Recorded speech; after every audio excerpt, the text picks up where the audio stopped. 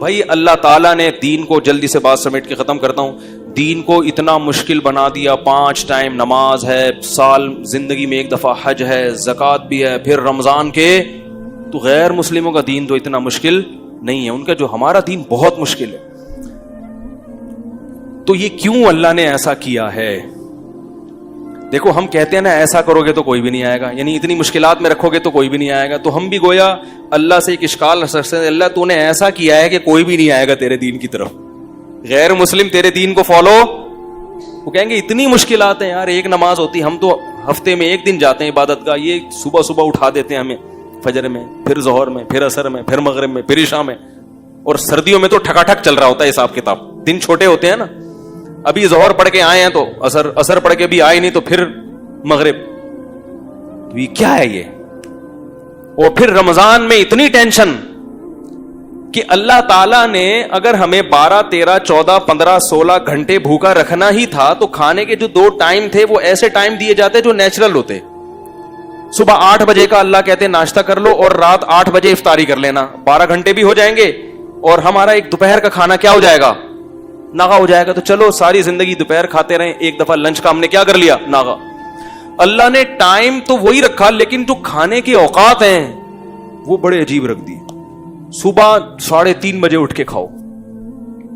یہ پوری دنیا میں کسی کے کھانے کا ٹائم.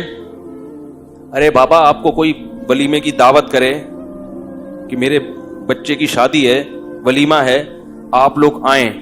جی ضرور آئیں گے. کس وقت آئیں؟ 3:45 بجے صبح.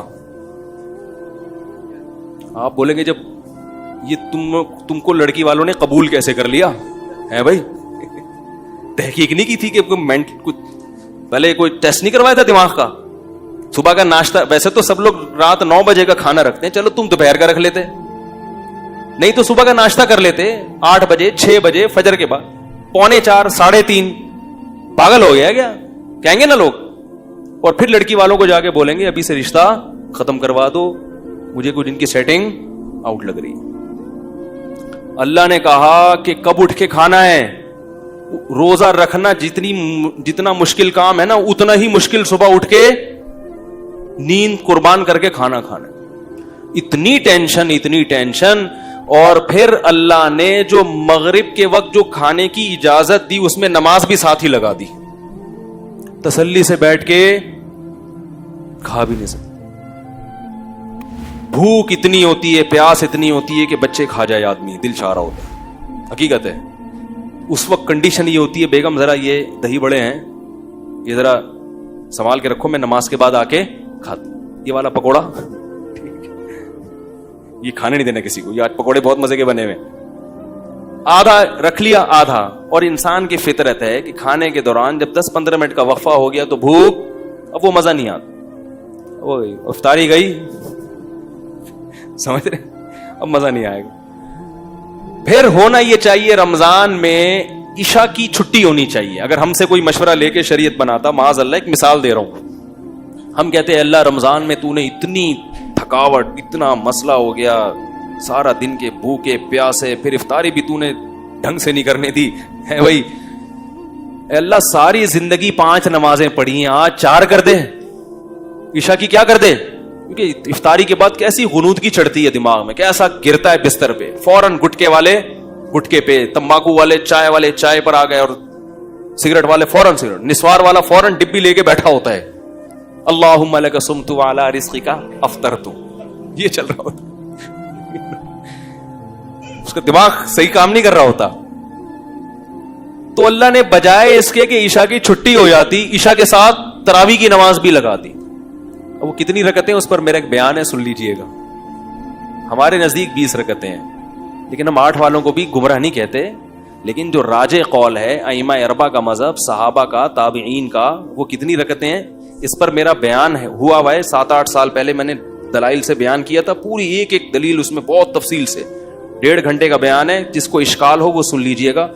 وہ غیر معروف چینل سے اپلوڈ ہوا ہے, تو میں ابھی اس کو انشاءاللہ اپنے چینل سے بھی اپلوڈ کروا دوں گا. تو اس میں بہت مضبوط دلائل کے ساتھ, دونوں طرف کے دلائل کے تجزیہ لے کر بتایا گیا ہے کہ یہ پوری امت کا اجماع چلا آ رہا ہے اس پر, سمجھ رہے ہیں. تو آپ وہ سن کے پھر تبصرہ کیجئے گا, ایسے ہی تبصرہ نہ کر دیجیے گا. اچھا خیر, لیکن بہرحال آپ 8 پڑھیں 20 پڑھیں اتنا بڑا مسئلہ نہیں ہے, لڑیں گے تو مسئلہ زیادہ کھڑا ہوگا. آپ کو جو سمجھ میں آتا ہے کریں, جو دوسرے کو سمجھ میں آ رہا ہے اس کو چھیڑیں نہیں, مسئلہ چھیڑ خانی سے خراب ہوتا ہے.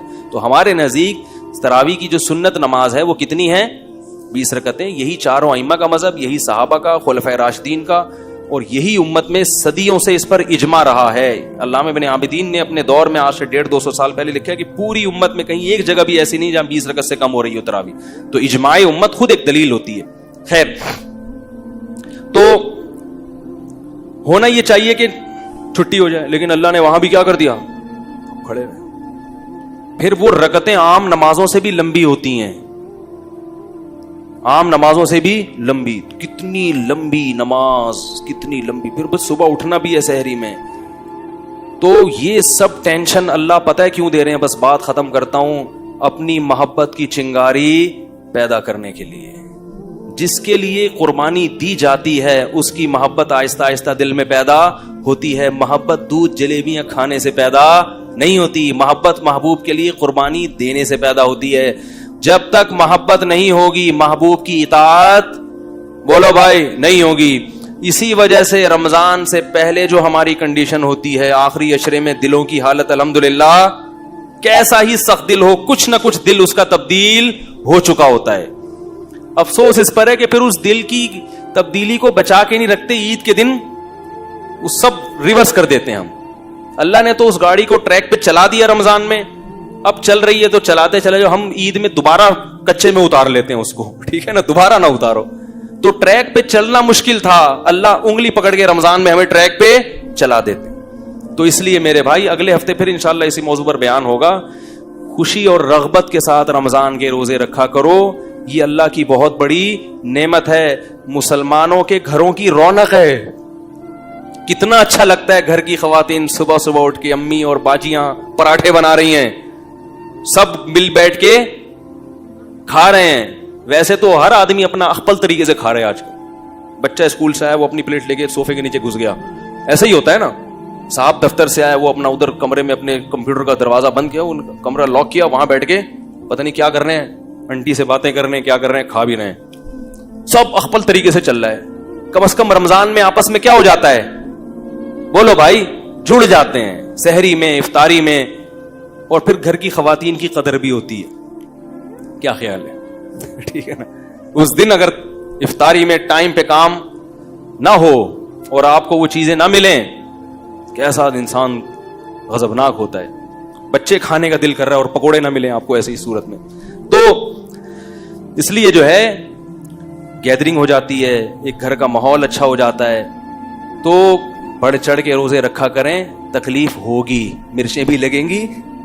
وہ نعت آئی تھی نا, وہ جب بھی میں تکلیف کا لفظ آتا ہے وہ مرچوں کا لفظ خود بخود یاد ہے. تکلیف بھی ہوگی, مرچیں بھی لگیں گی, لیکن تکلیف اور مرچوں کے باوجود رمضان کے روزے رکھنے. سارا دن کی تھکاوٹ ایک طرف, لیکن اللہ کے نبی نے فرمایا, بس حدیث سنا کے بعد ختم کرتا ہوں, للصائم فرحتان, ہم دن بھر کی تکلیف کو دیکھتے ہیں, 2 فرحتوں کو نہیں دیکھتے, 2 خوشیوں کو نہیں دیکھتے. فرمایا روزے دار کو 2 خوشیاں ملتی ہیں. سارا دن کی ٹینشن مت دیکھو, ان 2 خوشیوں کو دیکھو جو نبی بتا رہے ہیں. فرمایا ایک عند الافطار, افطار کے وقت اسے خوشی ہوتی ہے. افطار کے وقت اس کو سارا دن بھوک پیاس اللہ کے لیے, اب کھانا بھی کس کے لیے. تبھی نبی کیسی پیاری دعا پڑھتے تھے افطار کے بعد, ذهب الظما, آپ صلی اللہ علیہ وسلم فرماتے تھے پیاس چلی گئی, وابتلت العروق, اور رگیں تر ہو گئیں, رگیں تر ہو گئی. یہ اپنا مزہ. فرمایا وثبت الاجر انشاء اللہ تعالی, اور پورے دن کے روزے کا ثواب اللہ کے دفتر میں لکھ لیا گیا. اصل اجر تو قیامت میں ملے گا. میں کہتا ہوں وہ نہ بھی ملتا تو ایک اجر تو اللہ نے دنیا میں دے دیا. پیاس کے وقت پانی کا, بھوک کے وقت کھانے کا جو مزہ ہے وہ بغیر بھوک اور بغیر پیاس کے کھانے اور پینے میں نہیں ہے. اور یہ فطری لذتیں ہیں, ان کا آلٹرنیٹ اور ان کا نعم البدل اللہ نے دنیا میں رکھا ہی نہیں ہے. فرمائے ایک اجر, ایک لذت روزے دار کو افطار کے وقت ملتی ہے, اور ایک لذت آخرت میں ملے گی جب اس کو اجر دیا جائے گا. تو آپ صلی اللہ علیہ وسلم نے رمضان کے قیام کو یعنی تراویح اور تہجد کی بھی فضیلت بیان کی, اور آپ صلی اللہ علیہ وسلم نے رمضان میں دن کے روزے کی فضیلت بھی بیان کی. ایک روزہ بھی اگر چھوڑ دیا بغیر عذر کے, پورے سال روزے رکھو گے رمضان کے روزے کے برابر نہیں ہو سکتے. اس لیے گھروں میں خواتین کو بھی سمجھائیں, اپنے جو بچے جو 10 سال یا 11-12 سال کی عمر سے زیادہ ہو چکے ہیں, چھوٹے بچوں کو نہیں رکھوانے چاہیے, تو تھوڑا سا میچور ہو چکے ہیں, ان کو بھی عادت بنائیں روزوں کی, اور خود بھی ہمت کریں. یہ بہار ہے جو اللہ نے مسلمانوں کو دی ہے, اس سے ہم اللہ کے انشاءاللہ قریب ہو جائیں گے. اللہ تعالیٰ سمجھنے کی, عمل کرنے کی توفیق عطا فرمائے.